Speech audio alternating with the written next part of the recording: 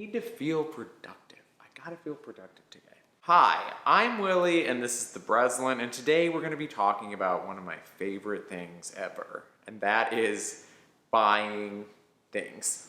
And to get more specific, buying new plants. It's exciting, it's invigorating, but it can be the ultimate buzzkill when you bring new specimens into your house and into your collection, and they ruin everything by infecting your other plants with pests, diseases, funguses, terrifying things, and the list just keeps going on and on. So it may seem shocking, but I will admit that I buy a lot of houseplants, and I have discovered a few tips, tricks, ways to make your life easier when acclimating new plants into your home and into your life.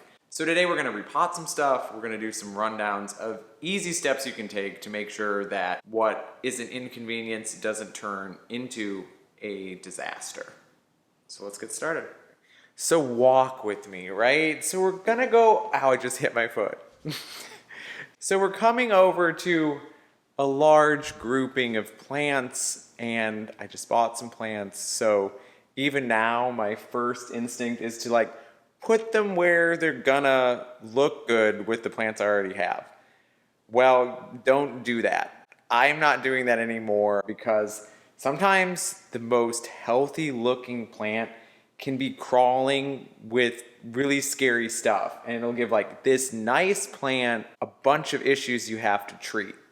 So that is my first and very overt tip, is just don't put the new stuff with your old stuff because it's gonna cause problems.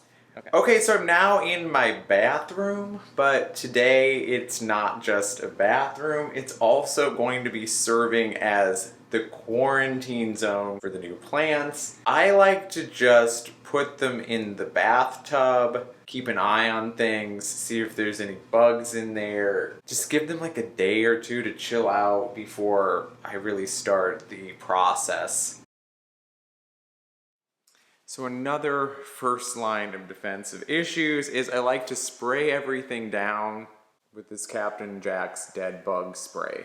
Gives you a little extra buffer if there's any bugs on anything or any eggs or any other terrifying things that are in plants and natural things that I'm in denial about living with but are all around me.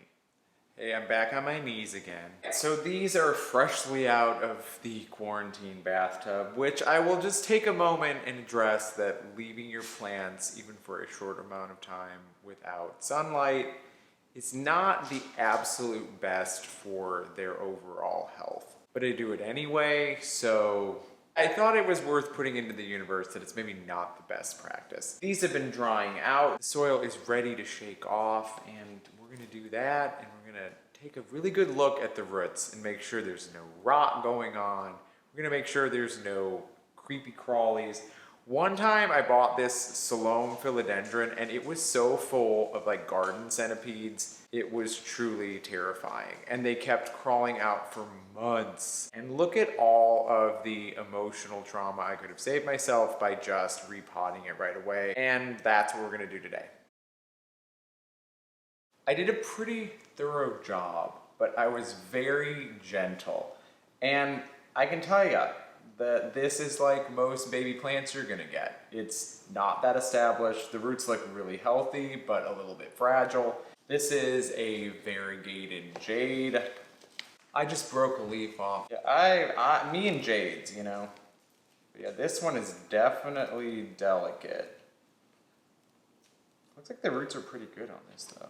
These succulent roots are usually pretty dug in there and also a lot harder to separate from the soil. Okay, so that's pretty much all I'm gonna do on this. I'm just gonna, and you see there's quite a bit more of the soil left, but taking this off and I'm gonna repot it in the plant.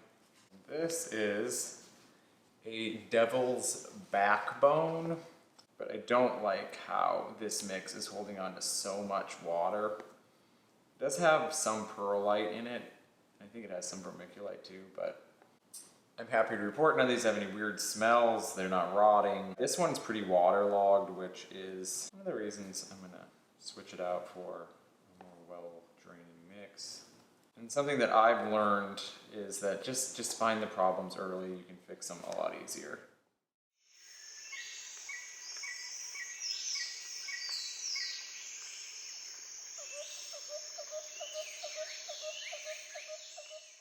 And now we're just gonna water these through and let them get acclimated. I may have to add a few support stakes for this ficus and maybe the devil's backbone, but that's not a big deal.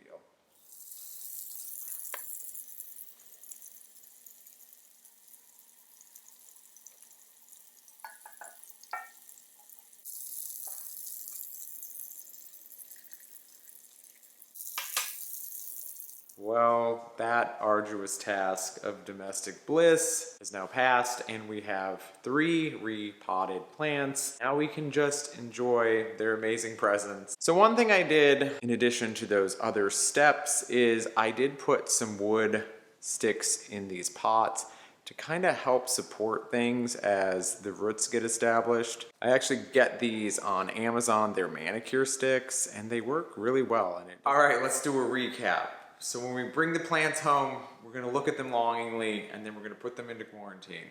So you're only gonna do it for a couple of days to make sure no giant issues arise. And that would be gnats, thrips, weird crap in the soil, all of the unsavory things.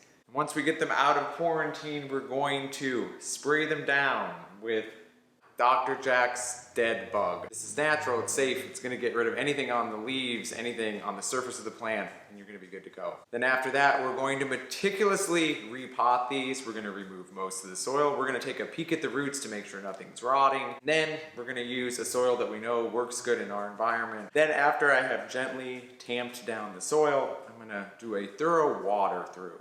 And I'm gonna start with plain water, and then I'm gonna also add in some indoor plant fertilizer. Then I'm gonna let everything drain through. I'm gonna add in support via stakes, spikes, Velcro, whatever it needs to make sure that the plant stands erect. If I notice anything on the leaves looking weird, any mineral deposits, any dirt or any dust, I'm going to then use a plant cleaning spray. I like Miracle-Gro Leaf Shine, it's easy to get. And it does wonders to make everything look very aesthetic. After that, I'm gonna place these plants in an area with good sunlight, but I'm still not gonna put them right in the mix of my most lauded and favorite plants, but I'm gonna kind of let them hang out on the sidelines just to make sure that everything's okay. If I had a crystal ball or a microscope to make sure that there was no issues, my life would be easier, but I don't know. These days I'm all about sustainability, so I'm going to protect the investment of my more established plants, and I'm gonna add these in just a few weeks down the line. Enjoy the experience. Well, thanks for hanging out with me today. I sincerely hope that you enjoyed this video, and maybe, just maybe, a few of these tips will help you when you bring a new plant into your house, and hopefully you won't have all of the issues that I've had. Yeah, it's just gonna be smooth sailing. I can sleep just a little bit better knowing that they're not gonna screw up the plants that I already have. Thank you so much. Take care of yourself, and I'll talk to you so soon. Okay, bye-bye.